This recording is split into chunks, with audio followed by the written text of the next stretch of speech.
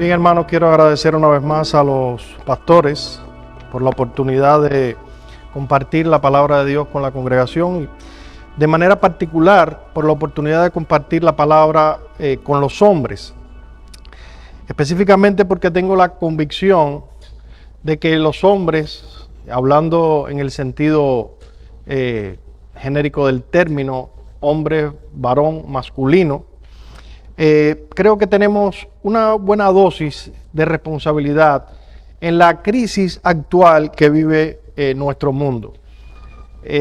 Para nadie es no es un misterio ni es un secreto el hecho de que vivimos en un mundo que está en una crisis social, en una crisis espiritual, en una crisis ética. Y básicamente lo que entiendo, y es lo que vemos no solo por las escrituras, sino por lo que pasa a nuestro alrededor, es que esa crisis tiene mucho que ver con el desempeño que los hombres, varones masculinos, hacemos de nuestra masculinidad. No quiero decir que este es el tema más importante del que se va a estar predicando, porque siempre que un predicador o un maestro va a hablar de un tema, dice, este es el tema más importante. Y la gente se pregunta, y por fin, ¿cuál es el tema más importante? Porque cada vez que hay una nueva serie, el tema es más importante que el anterior. No quiero decir que este es el tema más importante de todos, la masculinidad, pero sí es un tema que adquiere mucha vigencia para el mundo en el cual nosotros vivimos ahora mismo. Como decía, creo que hay mucho de responsabilidad en nosotros los hombres con el tema de la crisis. La crisis que hay a nivel global es un reflejo de la crisis que tiene la masculinidad en nuestros días. Y esto lo vemos por las escrituras y también lo vemos por algunas estadísticas. Yo he querido traerle algunas estadísticas que prueban esto de alguna forma y que nos hacen ver de alguna manera cómo el hombre y la manera en la que el hombre varón masculino desempeña su rol incide directamente en el mundo actual. En primer lugar, el 63% de los suicidios en adolescentes ocurren en hogares donde el padre varón no está. El 70% de los niños que terminan bajo la custodia del Estado provienen de hogares donde el padre varón no está. El 71% de las niñas que se embarazan en la adolescencia provienen de hogares donde el padre varón no está. El 71% de los adolescentes que abandonan el high school antes de terminarlo provienen de hogares donde el padre no está. El 75% de los jóvenes que abusan de sustancias químicas provienen de hogares donde el padre no está. El 85% de los jóvenes que terminan en prisión provienen de hogares donde el padre varón no está. El 85% de los adolescentes con problemas de conducta provienen de hogares donde el padre varón no está. Asimismo, el 90% de los niños que abandonan el hogar y terminan siendo homeless provienen de hogares donde el padre no está. Observen cómo la presencia de la figura masculina paterna hace una diferencia dramática en el comportamiento de los niños y adolescentes, cosas como el suicidio, embarazos prematuros, alcohol, droga, etc. Son cosas que inciden directamente o que tienen que ver directamente con el rol y el desempeño paterno. Aún hay comportamientos que pueden afectar la salud de los niños adolescentes que tienen que ver con eso. Según otro estudio realizado por una institución que analiza el comportamiento criminal aquí en los Estados Unidos, los niños que viven separados de sus padres varones son un 430% más propensos a fumar cigarrillos en su adolescencia que los niños que viven con ambos padres en el hogar. Algo tan sencillo como el fumar cigarrillo, como 5 veces más, casi 5 veces más, hay un potencial en los niños que viven en hogares donde su padre no está, que terminen fumando cigarrillos. Una noticia lamentable como la que tuvimos esta semana, donde un joven toma un rifle, va a una escuela y comienza a matar niños inocentes.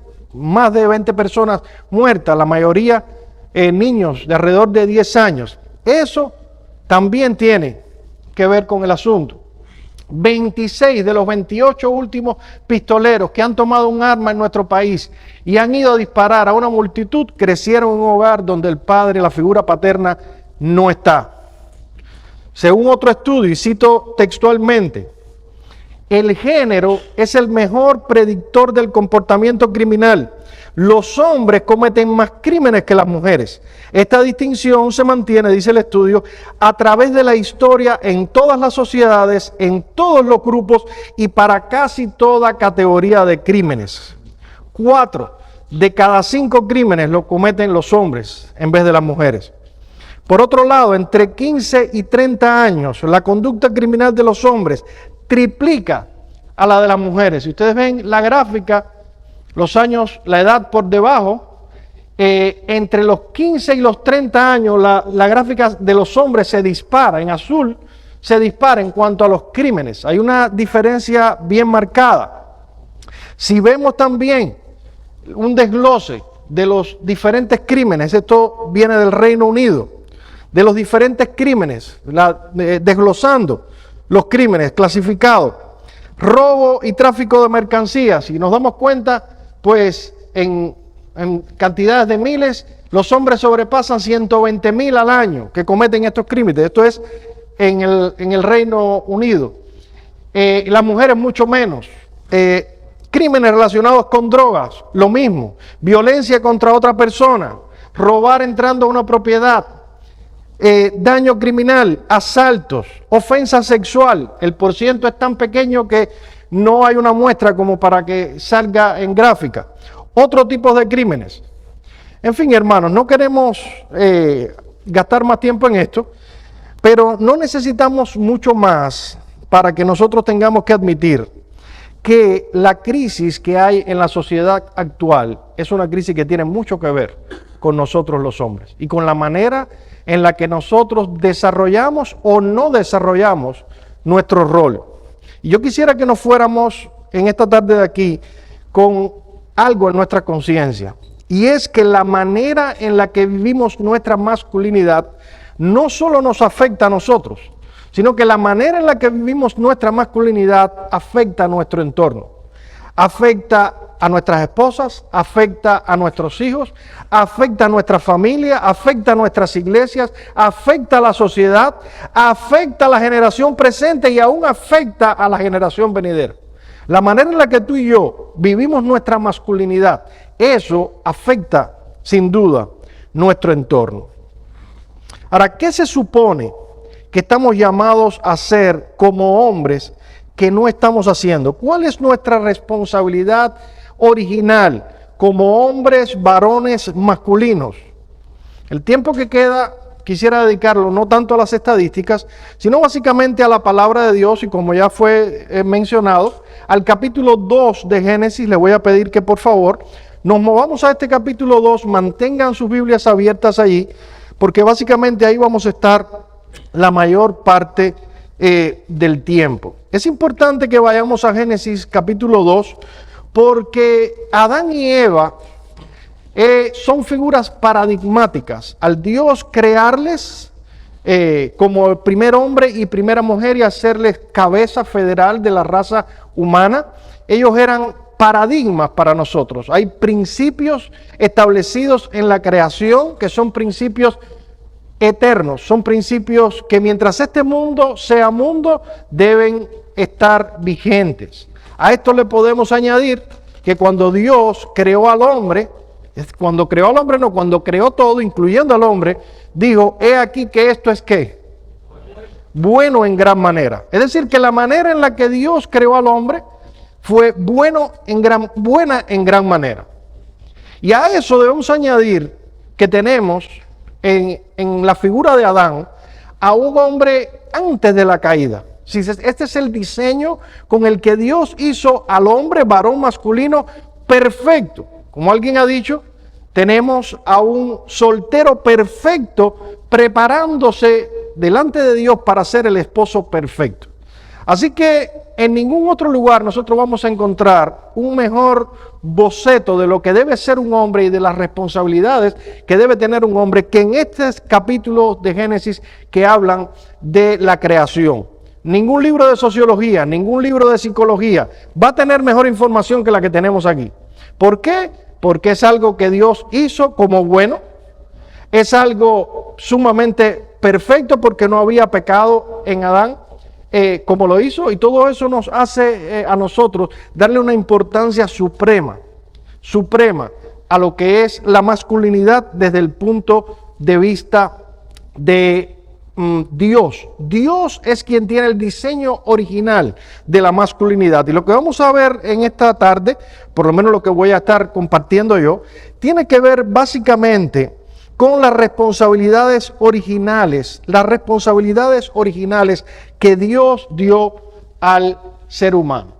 Básicamente hay tres responsabilidades que nosotros vemos en este capítulo 2 de Génesis que Dios dio a Adán como soltero y como hombre, como varón, que son responsabilidades que permanecen en el tiempo para nosotros los hombres. Si queremos saber cuál era la mente de Dios con respecto a qué es lo que un hombre debe ser, cuál debe ser su enfoque, es aquí lo que dice el diseño original, el manual con el que Dios creó al hombre. En primer lugar, el hombre fue llamado por Dios a administrar una vocación. Y al usar la palabra administración, nosotros nos referimos a la responsabilidad que tienen algunos por velar por los bienes de otros, de ser cabeza pero bajo otra cabeza. Un administrador no es un dueño, el dueño es la persona que tiene derecho a decidir lo que quiere con lo que es suyo. Yo puedo ser administrador en mi compañía donde trabajo y puedo tomar ciertas decisiones, pero yo no puedo mañana tomar y decir, mira, la producción de esta semana, en vez de enviarla para este cliente, envíenla para el garaje de mi casa y yo voy a coger eso para mí. Y el dueño va a llegar y va a decir, óyeme, pero tú sí eres una persona inteligente, ¿verdad? No, yo puedo hacer allí exactamente lo que estoy supuesto a hacer. Tengo autoridad, pero bajo ciertos estándares, bajo ciertos patrones. Y básicamente, cuando hablamos de que el hombre debía administrar una vocación y administrar otras cosas que vamos a ver después, estamos hablando de que debía hacerlo bajo los patrones de Dios. Dios sigue siendo el dueño del universo. De Jehová es la tierra y su plenitud, el mundo y los que en él habitan, dice el Salmo 24:1. Pero no obstante a eso, Dios puso a Adán como administrador de su creación, en primer lugar, a través de una vocación. Y es muy interesante ver que lo primero que hace Dios con Adán, inmediatamente después de crearlo, no es darle una mujer, como algunos de nosotros pensamos. Lo primero que hizo Dios, luego de crear a Adán, fue darle ¿qué cosa? Un trabajo. Fue darle un trabajo. Vamos a Génesis capítulo 2, versículos del 4 al 8. Dice allí, estos son los orígenes de los cielos y de la tierra, cuando fueron creados.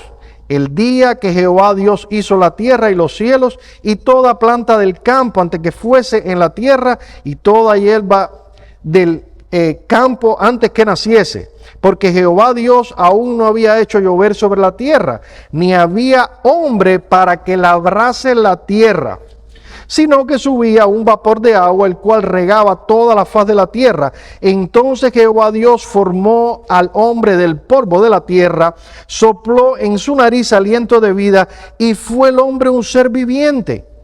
Y Jehová Dios plantó un huerto en Edén, al oriente, y puso allí al hombre que había formado. Noten el flujo de pensamiento del autor de Génesis. Dios crea los cielos y la tierra y las plantas, pero no había todavía un hombre para que labrara la tierra.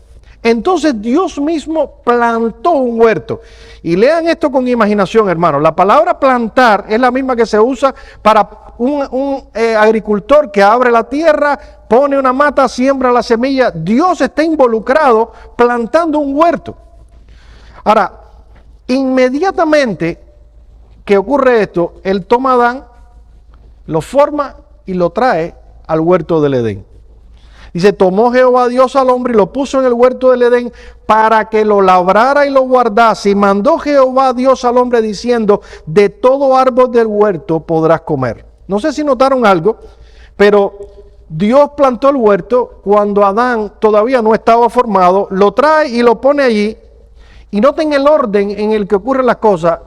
Él no le dice a Adán que puede comer de todo lo que hay en el huerto, hasta que primero no lo pone en el huerto y le dice que debe labrar.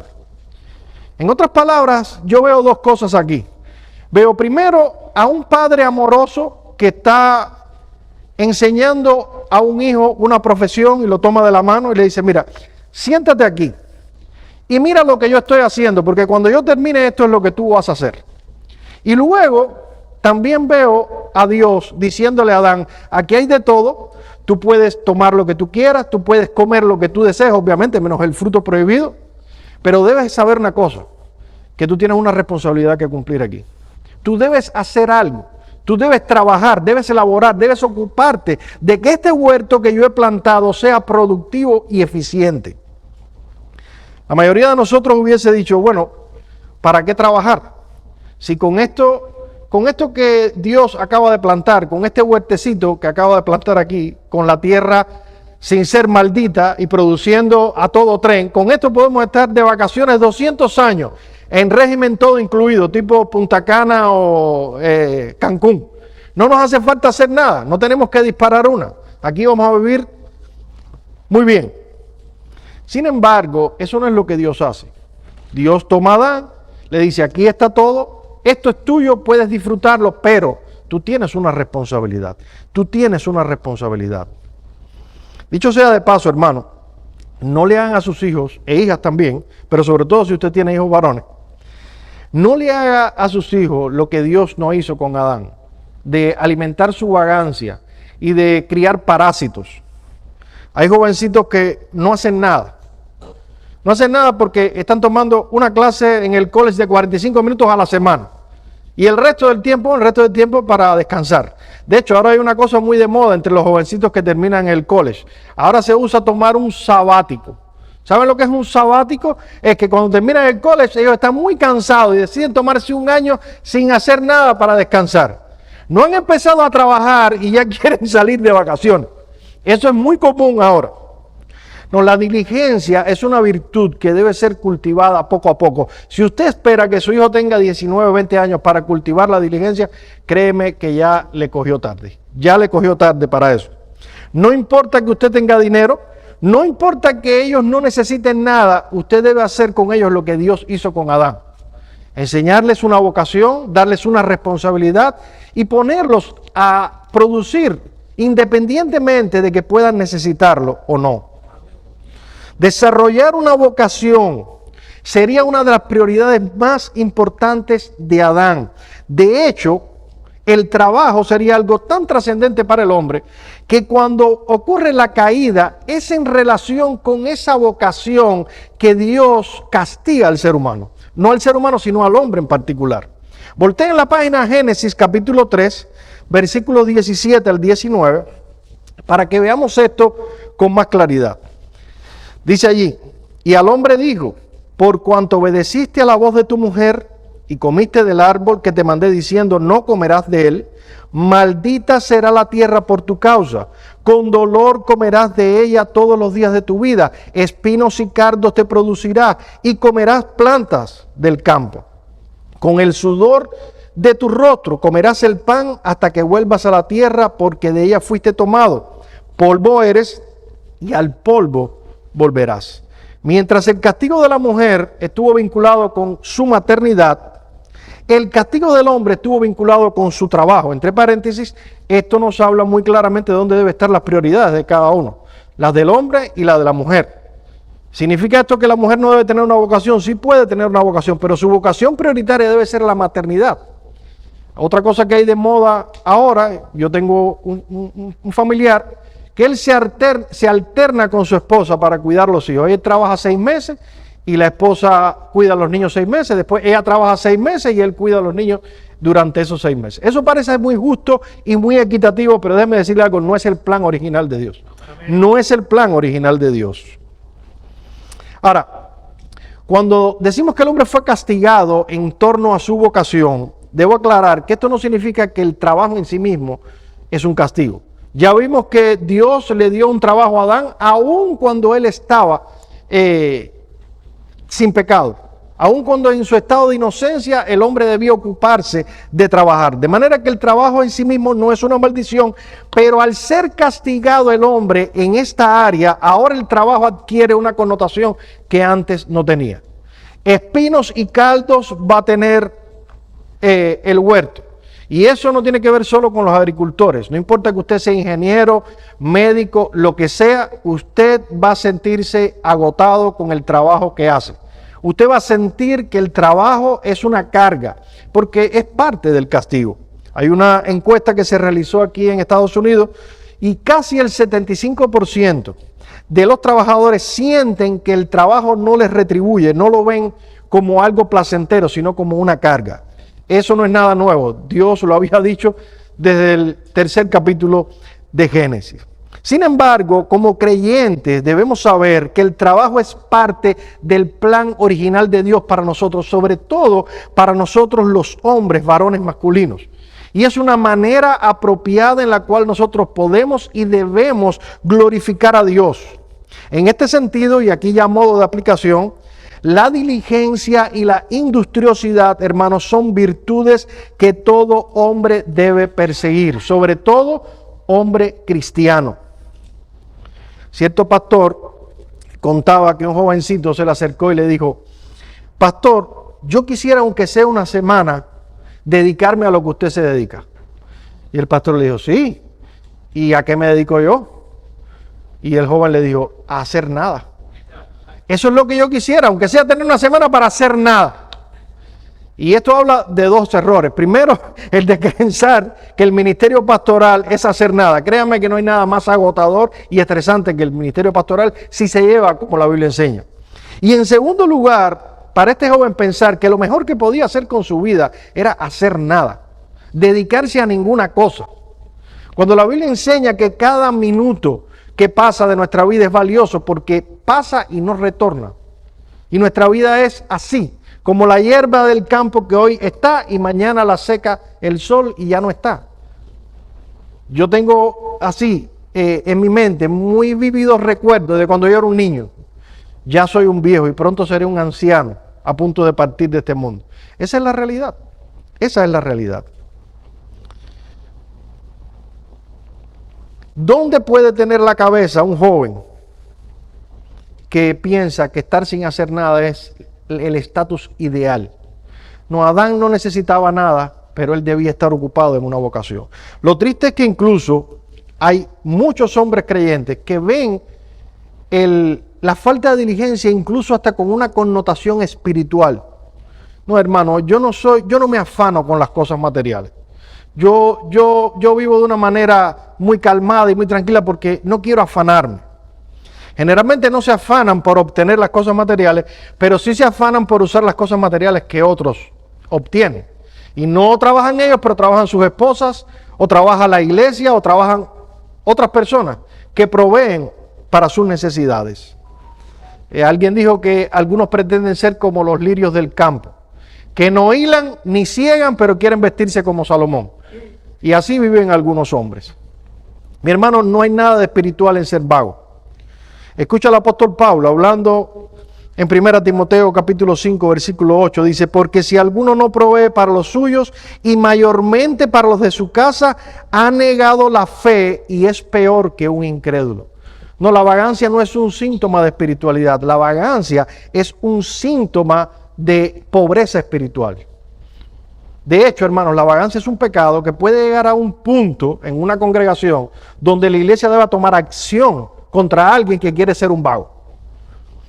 Muévanse a 2 Tesalonicenses capítulo 3 versículos 7 al 14 para que vean esto con más claridad. Dice ahí el apóstol Pablo hablando a los tesalonicenses, donde algunos tenían la idea de que el Señor venía pronto, y como el Señor venía pronto dijeron: pues dejemos de hacer todo y pongámonos simplemente a esperar al Señor que viene pronto en las nubes.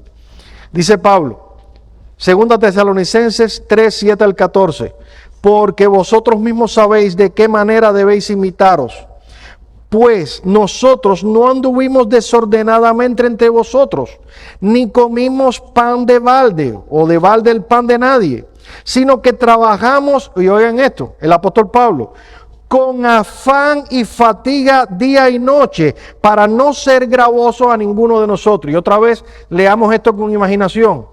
El apóstol Pablo construía tiendas y cuando no había dinero, por alguna razón, para vivir del ministerio, lo cual era totalmente lícito, este hombre no tenía problemas con ir, comprar telas, hilos, preparar tiendas y salir a negociar al mercado. Eso es lo que él hacía cuando no había dinero para vivir del ministerio. Y él dice, yo les di ejemplo. Y noten lo que sigue diciendo. No porque no tuviésemos derecho, él tenía derecho a recibir un salario de los tesalonicenses. No porque no tuviésemos derecho, sino por daros nosotros mismos un ejemplo para que nos imitaseis, porque también cuando estábamos con vosotros os ordenábamos esto. ¿Qué cosa? Si alguno no quiere trabajar, que tampoco coma. Porque oímos que algunos entre vosotros andan desordenadamente, no trabajando en nada, sino intrometiéndose en lo ajeno. A los tales mandamos y exhortamos por nuestro Señor Jesucristo, que trabajando sosegadamente coman su propio pan, no el del vecino, ni el del hermano de la iglesia. Y vosotros, hermanos, no os canséis de hacer el bien. Y si alguno no obedece lo que decimos por medio de carta, a este señaladlo y no os juntéis con él para que se avergüence. Puede llegar el punto, el asunto a un punto donde la iglesia se reúna y públicamente amoneste a un hermano por vagancia. Eso es lo que está enseñando el apóstol Pablo aquí. Es mi esperanza, hermano, que entre nosotros nunca ocurra nada así. Amén. Esa es mi esperanza. Que cuidemos como hombres de cultivar esta área de nuestra administración, que es la vocación. Ahora hay otras dos áreas que debemos cultivar y que el hombre estuvo llamado originalmente a cultivar. Ya vimos que debe administrar la vocación. Veamos en segundo lugar que el hombre también es llamado a administrar las palabras. Y esto puede sonar un poco raro, pero permítanme explicarme. Estamos tan acostumbrados al hecho de que los seres humanos hablamos, que no reparamos muchas veces en lo maravilloso que puede ser ese don que Dios nos ha dado. La capacidad de comunicarnos es una de las cosas que nos diferencia del resto de la creación. Este hablar es sin duda parte de lo que implica tener la imagen de Dios en nosotros, porque diferente al resto de lo creado, el ser humano puede razonar, pensar y expresar sus razonamientos en palabras. Y eso es algo que también hace Dios. Ahora, hay una diferencia entre las palabras de Dios y las palabras nuestras. Dios tiene poder, hay un poder creativo en las palabras de Dios. Dios dijo, sea la luz, ¿y qué pasó?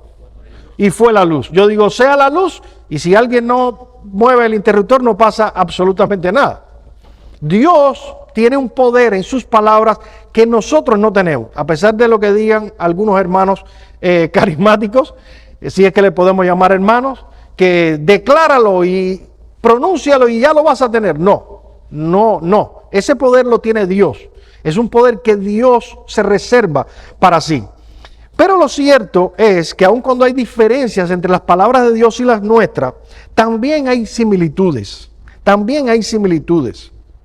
Así que dentro de estas cosas que nos asemejan a Dios está el hecho de poder decir, establecer una relación comunicacional, pensar algo, llamar a una persona, comunicárselo, escuchar y entender lo que esa persona nos dice. Según la Biblia, el hombre no aprendió eso a través de un largo proceso evolutivo. No, Dios lo creó de esa manera. Y esta capacidad no solo implica un gran privilegio, sino también implica una responsabilidad. El punto que queremos establecer aquí es que a la luz de Génesis 2, Dios dio al hombre varón masculino una responsabilidad peculiar de administrar las palabras.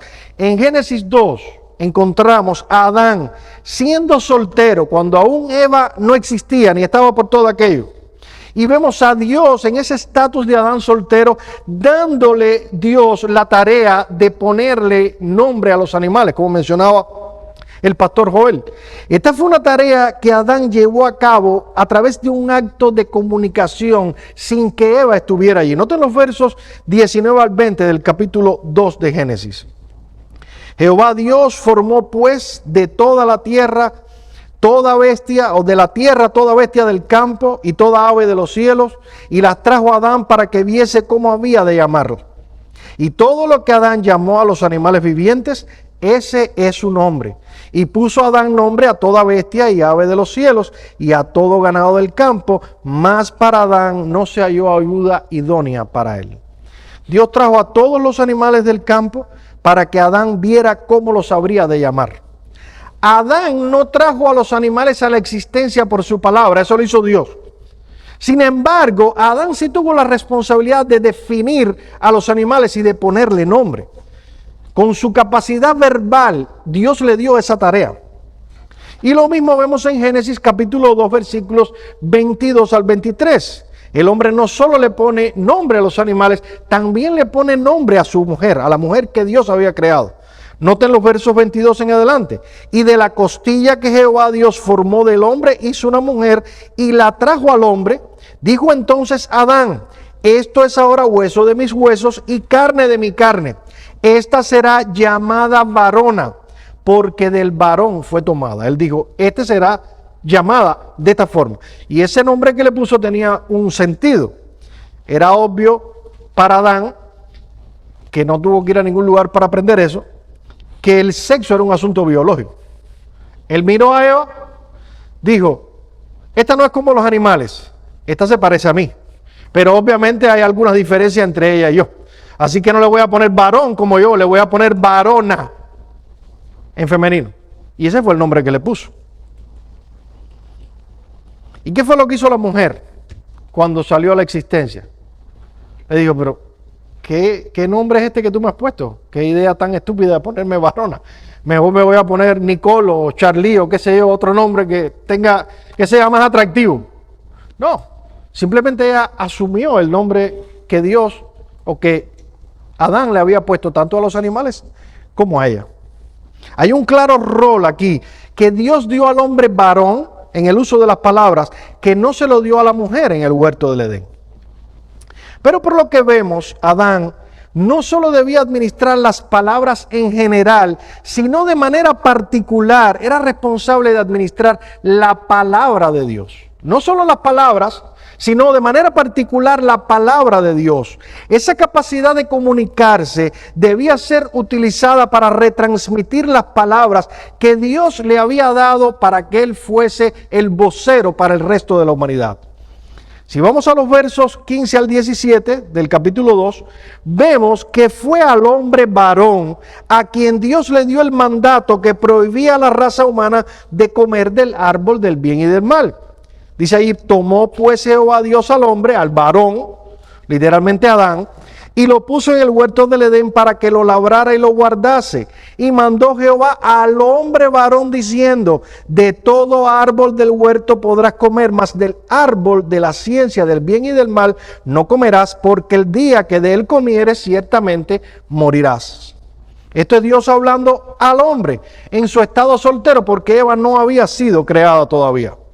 Dios constituyó a Adán vocero para su familia, profeta de la creación, y él habría de administrar la palabra de Dios a otros. De hecho, la historia bíblica nos muestra que Adán en cierta medida hizo bien su trabajo, en cierta medida. Cuando la serpiente invita a Eva a comer del árbol prohibido, ella inmediatamente le dice lo que Dios había advertido a Adán: no podemos comer, porque el día que comamos de este árbol moriremos. Y aunque tenemos que reconocer que ella añadió algunas cosas y modificó un poco la historia, por lo menos sabía lo que no debía hacer y las consecuencias que esto le traería. ¿Cómo supo Eva esto? No hay ninguna otra forma, hermano, que no haya sido a través de Adán, que retransmitió lo que Dios le había dicho previamente. El hecho es que cuando miramos en las Escrituras y vamos un paso más adelante, y vemos a Dios reclamando a Adán en medio de la caída, vemos que el pecado de Adán precisamente estuvo relacionado con abdicar a esta responsabilidad que Dios le había dado de profeta. En vez de hablar la palabra de Dios, se puso en lugar de simple oyente. Y en vez de decir algo, se puso a escuchar lo que otros decían. Ese fue básicamente su error. Noten cómo Dios se lo dice a Adán. Versículo 17 del capítulo 3. Dice, y al hombre dijo, por cuanto obedeciste, ¿qué cosa? La voz de tu mujer y comiste del árbol que te mandé a ti, no a ella ni a ambos, sino a ti, diciendo, no comerás de él, maldita será la tierra por tu causa. ¿Cuál fue el pecado de Adán, hermano? El pecado fue renunciar a su rol de profeta. Renunciar a su rol de profeta. Bajarse de donde él debía estar y sentarse del lado de allá a escuchar. A escuchar. No sé por qué siempre me imaginé a Adán ausente en la escena de Eva con la serpiente. Por alguna razón yo siempre pensé que Adán estaba por algún sitio, por otro lugar. Pero lo cierto es que Adán no estaba por otro lugar. Lo cierto es que Adán estaba allí, en aquel lugar. Vean el verso 6 del capítulo 3. Dice, y vio la mujer que el árbol era bueno para comer, que era agradable a los ojos, árbol codiciable para alcanzar sabiduría, y tomó de su fruto y comió y lo dio a su marido, el cual comió así como ella. Yo estoy leyendo de la Reina Valera del 60, pero si consultamos la mayoría de las versiones en inglés y en español, no sé si alguien tiene la Biblia de las Américas, pero si leo la Biblia de las Américas, escuchen una ligera diferencia. Dice, cuando la mujer vio el árbol que era bueno para comer y que era agradable a los ojos y que el árbol era deseable para alcanzar sabiduría, tomó de su fruto y lo comió y dio también a su marido que estaba con ella y él comió. Adán estaba allí, en aquel lugar. Adán estaba allí. Él estaba presenciando aquella conversación y simplemente decidió guardar silencio. Por eso Dios le dice, por cuanto obedeciste la voz de tu mujer, por eso maldita será la tierra. Él debe haber dicho, un momento, la orden de Dios fue clara y yo y mi casa serviremos a Jehová. Amén. Pero él no dijo eso.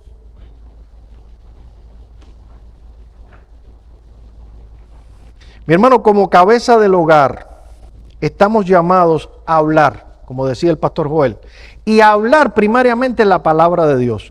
Sobre todo en esos momentos donde nuestra familia necesita escuchar una voz diferente a la que está oyendo. Esto no se trata de un asunto de temperamento. No es que yo soy muy tímido, o es que yo soy introvertido, es que mi mujer habla demasiado. No. Esto se trata de un asunto de responsabilidad. Tú debes tomar las riendas de ciertas conversaciones y poner allí la visión de la palabra de Dios donde no está.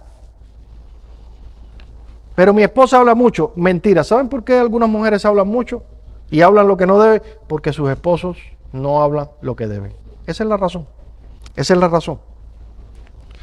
Si Adán hubiese intervenido en el asunto, al menos habría librado su responsabilidad delante de Dios. Y quizás la historia hubiese terminado de otra manera, pero se quedó mudo, como nos quedamos muchas veces nosotros, mudos, y no hablamos.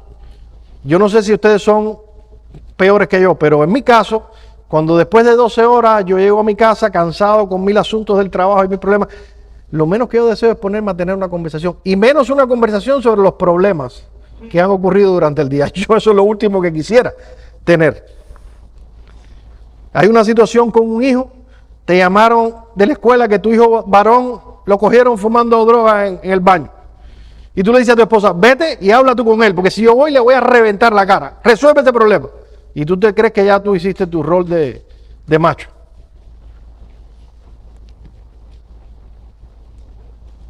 Revisando algunos materiales para mi exposición, fue interesante conocer un estudio que se hizo acá en los Estados Unidos para un grupo, en un grupo representativo de padres. Le preguntaron a un grupo de padres cuánto tiempo hablaban diariamente con sus hijos, que fueran honestos. En total, el tiempo promedio que arrojó la encuesta, según la respuesta de los padres, fue entre 15 y 20 minutos. Pero los que estaban haciendo el estudio no se quedaron satisfechos con ese dato. Así que instalaron unos micrófonos en los teléfonos de los hijos y descubrieron que el promedio en realidad era 17. Pero no 17 minutos, 17 segundos diarios. 17 segundos diarios. Y si les parece exagerado, yo les hago una invitación. Hagan la cuenta cuánto tiempo usted habló con sus hijos en la última semana de retrospectiva y haga su cuentecita a ver si los números son exagerados o andan por ahí, de verdad. Ahora, usted se imagina lo que es que nosotros estamos hablando con nuestros hijos menos de un minuto diario. Y si usted mira el reporte semanal que sale aquí, sale todos los domingos, de cuánto tiempo usted pasó en las redes sociales. Si usted mira el reporte de sus hijos, probablemente algunos gastan 6, 7, 8 y 10 horas en las redes sociales diarias. Y usted no está hablando y ellos están recibiendo la voz de otra gente todo el tiempo, todo el tiempo, todo el tiempo. ¿Ustedes piensan que eso tiene una influencia, sí o no? Por supuesto que sí. Por supuesto que la tiene. Hermanos, tenemos una responsabilidad como administradores de la palabra de Dios. Y ese no solamente era el caso de Adán en el Génesis. Si nosotros vamos al Nuevo Testamento, nosotros vemos a Pablo haciendo un énfasis en eso. Nos gusta mucho oír o leer de algunos textos, como 1 Corintios 14, donde dice: vuestras mujeres caen en la congregación porque no permite a la mujer ejercer dominio sobre el hombre, bla, bla, bla. Y nosotros decimos: sí, es verdad, así es. Pero ¿sabe lo que dice el verso 35? Dice: y si quieren aprender algo, que pregunten a sus maridos en casa. ¿Y sabe lo que está implicando Pablo aquí? Es que tu esposa y la mía no deben tener necesidad de venir a preguntarle a nadie ninguna cosa, porque tú y yo vamos a darle la respuesta que ella necesita. La idea es que si una esposa tiene marido creyente, no debería preocuparse por ir a otro lado, que no sea a su esposo, para que éste le explique. Tú y yo debemos ser capaces de tomar la palabra de Dios, ser capaces de satisfacer las dudas bíblicas de nuestra familia. Eso no significa que usted tiene que ir a un seminario. No significa tampoco que tiene que saberlo todo. Puede no saberlo todo. De hecho, ninguno de nosotros sabe todas las cosas. Pero usted puede decirle: no lo sé, pero voy a tomar un libro, voy a tomar un comentario, voy a oírme una serie, voy a preguntar a los pastores, pero yo voy a resolver tu duda. Y nuestras esposas deben tener esa confianza de saber que nosotros somos capaces de responder sus dudas. Nosotros somos sacerdotes de nuestra familia, somos profetas y nos toca hablar, específicamente hablar la palabra de Dios. Una aclaración, hermano, para que no salgamos de acá con la idea equivocada. Yo no estoy enseñando aquí sobre el silencio de la mujer. Yo estoy enseñando aquí sobre la responsabilidad que tenemos los hombres de hablar. No se trata de que usted llegue a su casa y le diga a su mujer: se tiene que callar. No, eso no es nada de lo que estamos hablando. Estamos hablando de que usted debe hablar. Y cuando usted diga lo que tiene que decir, probablemente su esposa va a ocupar su lugar también. Una de las características, de hecho, de la mujer virtuosa que se relaciona en Proverbios 31 es que ella abre su boca con sabiduría. Es decir, una mujer virtuosa abre su boca con sabiduría, y un hombre sabio muchas veces va a escuchar lo que su esposa debe decir. Así que no estamos hablando de eso, estamos hablando de nuestra responsabilidad, la que nos toca a nosotros. Pero hay una tercera esfera, y ya vamos al último punto. No quiere decir que estamos terminando, vamos al último punto. Alguien decía que las tres grandes mentiras, más grandes mentiras que hay, son la del dentista que te dice que no te va a doler, la del abogado que te dice que te va a cobrar barato, y la del predicador que dice que va a terminar rápido. No estamos terminando todavía, este es el último punto solamente, pero todavía no estamos terminando. En tercer lugar, Adán debía administrar el liderazgo. Si hay algo que queda muy claro desde el segundo capítulo de Génesis, en la misma creación, es el hecho de que Adán tenía un rol de liderazgo sobre su familia que Eva no tenía. Ya estuvimos viendo que tan pronto la mujer fue creada, es Adán quien la define, es el hombre quien le pone nombre, y desde luego, y también vemos que luego de la caída él la renombra o le vuelve a poner otro nombre. Primero le llama varona, después la llama Eva. Lo mismo con los animales. Él fue quien tuvo la autoridad para ponerle nombre. Tú no le pones nombre a aquello sobre lo que no tienes autoridad.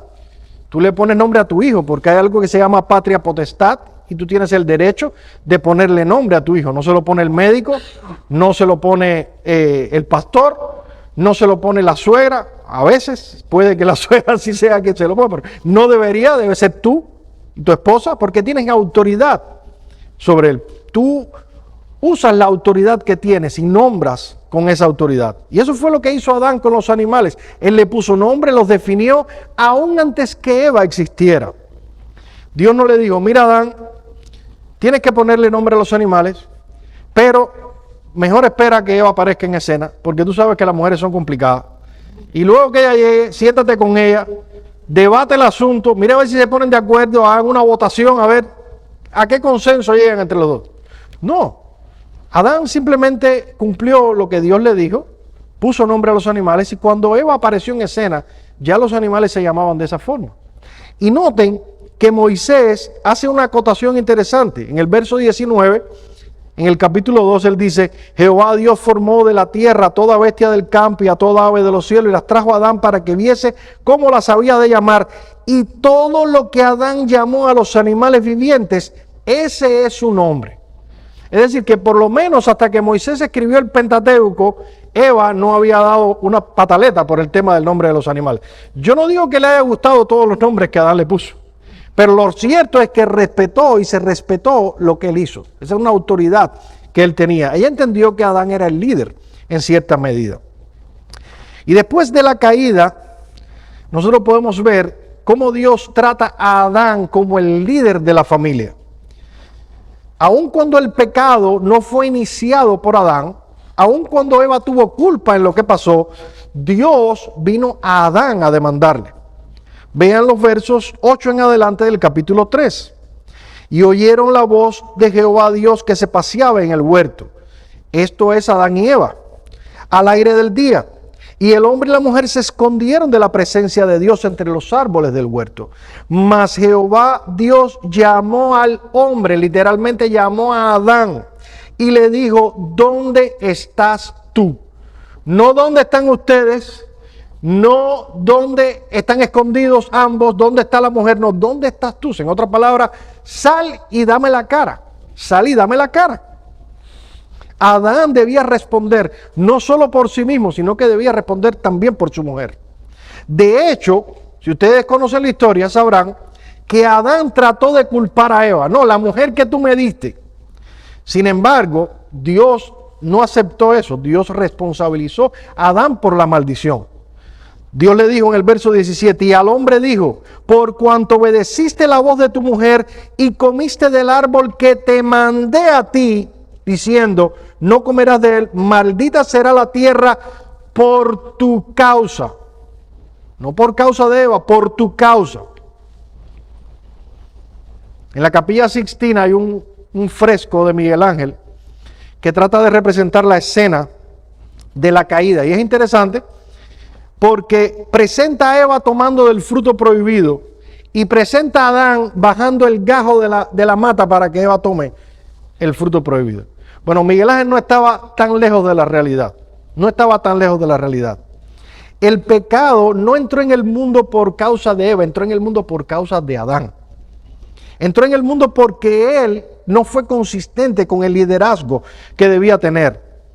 Él soltó las riendas de su hogar, las entregó en manos de Eva y de la serpiente, y no hay ningún indicio en la historia de que Adán objetara nada, protestara o rebatiera algo. Él simplemente fue como un corderito, siguiendo lo que la mujer dijo y lo que la serpiente había sugerido. Adán era la cabeza y él era responsable de detener aquello en algún punto, y no lo hizo. Si un barco se hunde por mala gestión de la tripulación, no importa que el capitán haya estado durmiendo, él es el responsable de lo que está pasando, porque él está al mando. Y mi hermano, Dios nos ha puesto al mando del barco de nuestras familias. Él nos hizo cabeza. Ese diseño original de Dios para el hombre es el que Él pensó como bueno. Es de lo que Él dijo: he aquí, esto es bueno en gran manera. Que tú seas cabeza y ella te siga. No hay nada pecaminoso o inadecuado en ese orden divino. No hay nada que sea denigrante para la mujer. No hay nada excesivamente pesado para el hombre. Nuestras esposas no deben sentirse menospreciadas ni nosotros avergonzados por esto. Primero los Corintios capítulo 11 versículo 3 dice que Cristo, o que Dios el Padre es la cabeza de Cristo, así como Cristo es la cabeza del varón. Es decir, que si nos avergonzamos de ser cabeza de nuestras esposas, pues Cristo o el Dios del Padre debería avergonzarse de ser la cabeza de Cristo, o Cristo sentirse a menos porque el Padre es su cabeza. Y eso no ocurre. Dios el Padre es la cabeza del Hijo, pero son iguales en gloria. son iguales en gloria. El liderazgo no es un asunto de dignidad, es simplemente un asunto de roles. Y Dios ha decidido que ese rol lo llevemos nosotros. Ahora, cuando hablamos de liderazgo y de ser cabeza, inmediatamente lo que viene a nuestra mente es un hombre que da un puñetazo arriba de la mesa, un grito y todo el mundo tiembla y hace lo que dice. Esa es la idea que tenemos de lo que es un líder. Pero permítame darle al menos 3 características, y ahora con esto sí voy terminando, de un verdadero liderazgo según la Biblia, que no tiene nada que ver con dar un puñetazo sobre la mesa y gritar. En primer lugar, un líder tiene iniciativa. Eso es lo primero que hace un líder. Si usted va a ser líder de su casa, eso significa que usted no va a ir en el asiento trasero de su auto. Usted va al volante, usted va manejando, usted va llevando el auto de su hogar. Usted va conduciendo su hogar hacia donde usted quiere. Ya lo vimos, que el error de Adán fue seguir en vez de ir delante para que le siguieran.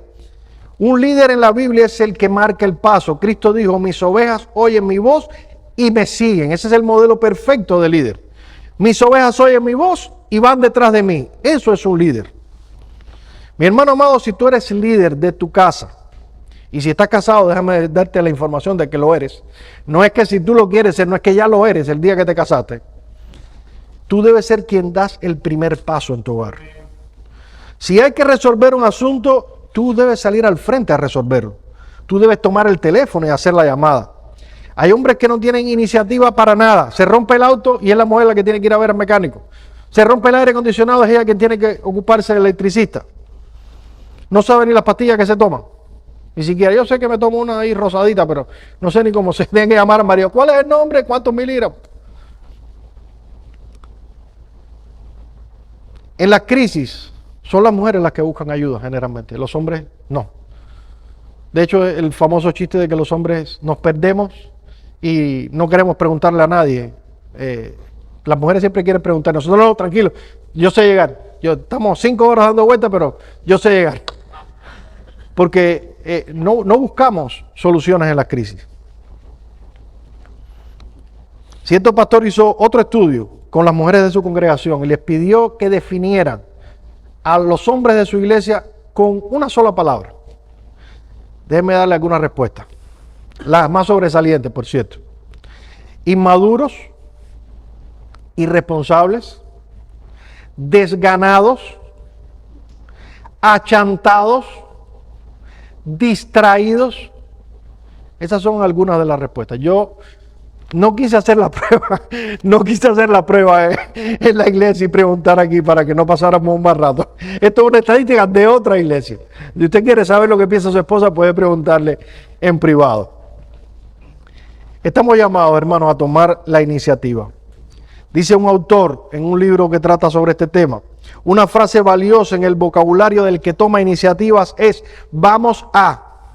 Él es quien reúne a su esposa y a los hijos y dice, vamos a invitar a esta familia a la iglesia. Vamos a leer la Biblia juntos. Vamos a ayudar a estos hermanos en su situación económica. Si usted como hombre siente que oye la frase, vamos a, más veces de lo que usted la dice, necesita pensar en quién está tomando realmente la iniciativa en su hogar.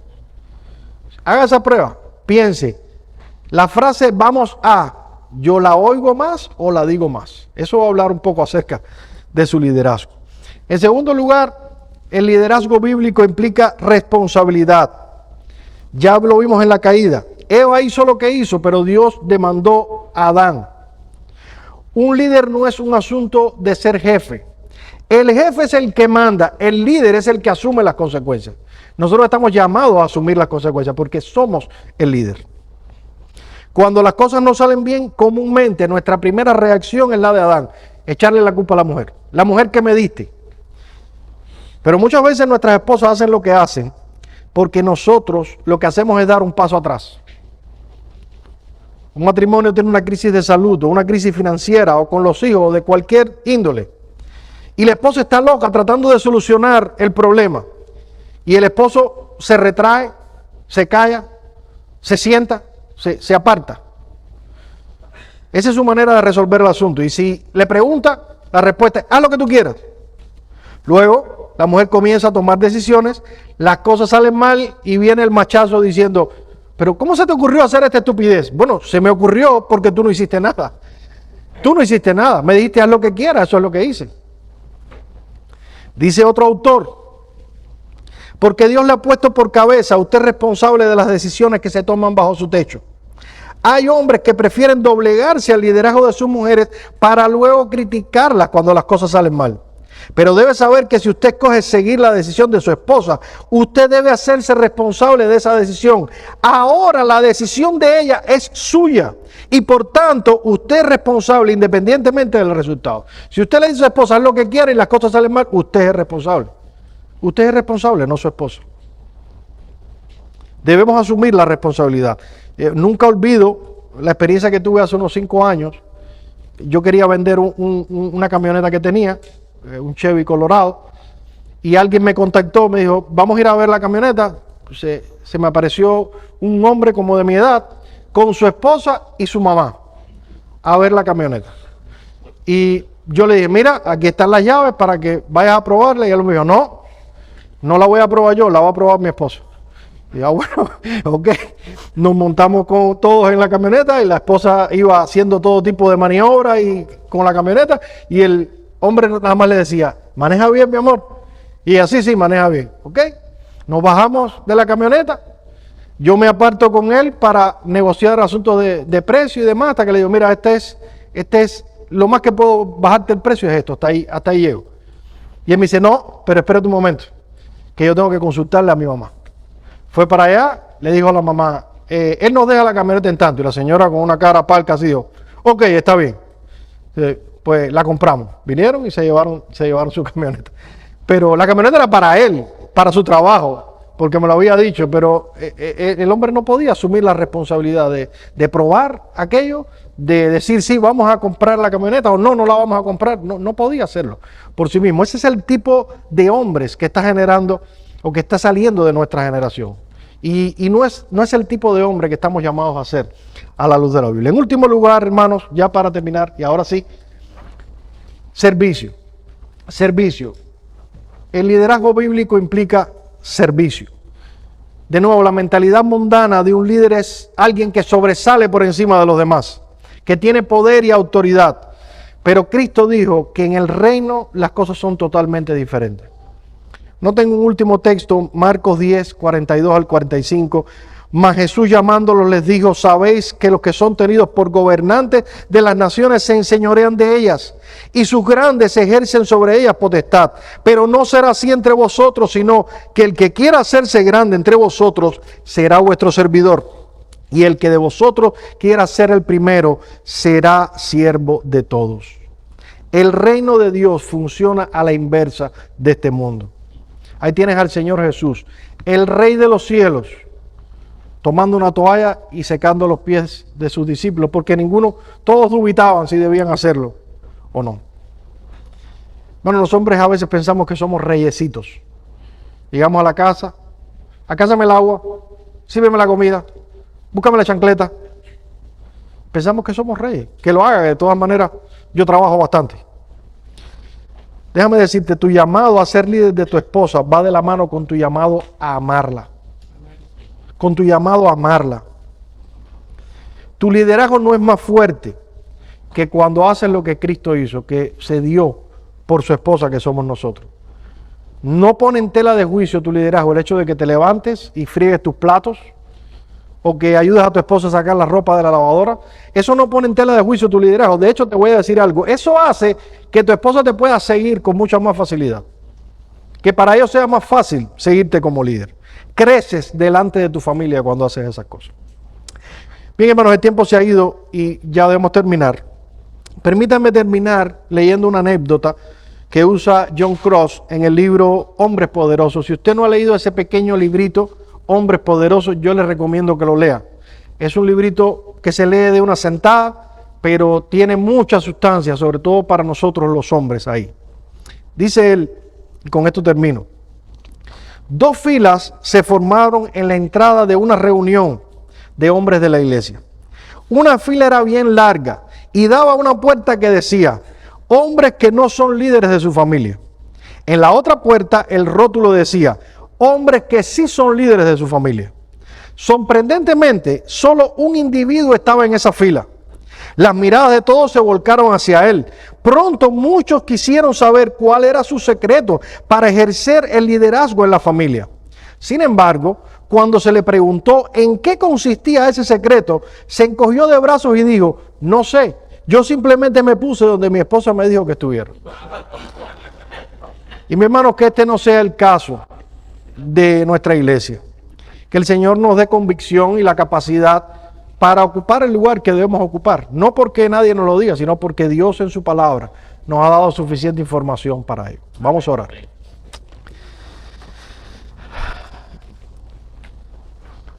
Señor, nosotros reconocemos nuestro pecado y nuestra incapacidad en esta hora. Reconocemos, Señor, que muchas veces nos hemos quedado cortos en cuanto a ese rol que tú nos has dado y las responsabilidades que tú nos has otorgado como hombres.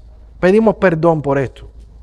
Pero sabemos, Señor, que para estas cosas, ¿quién es suficiente? Ninguno de nosotros puede, a menos que tu Espíritu Santo nos capacite y nos dé, Señor, la valentía, la entereza, que nos dé esa virtud de la que hablaba el pastor Joel, para poder luchar con nuestras corrupciones, para poder vencer nuestros miedos y para poder hacer aquello que tú nos has mandado, Señor. Regálanos esto, Padre. Danos tu gracia, sin la cual no podremos ir a ningún lugar. En el nombre de Cristo te lo pedimos. Amén.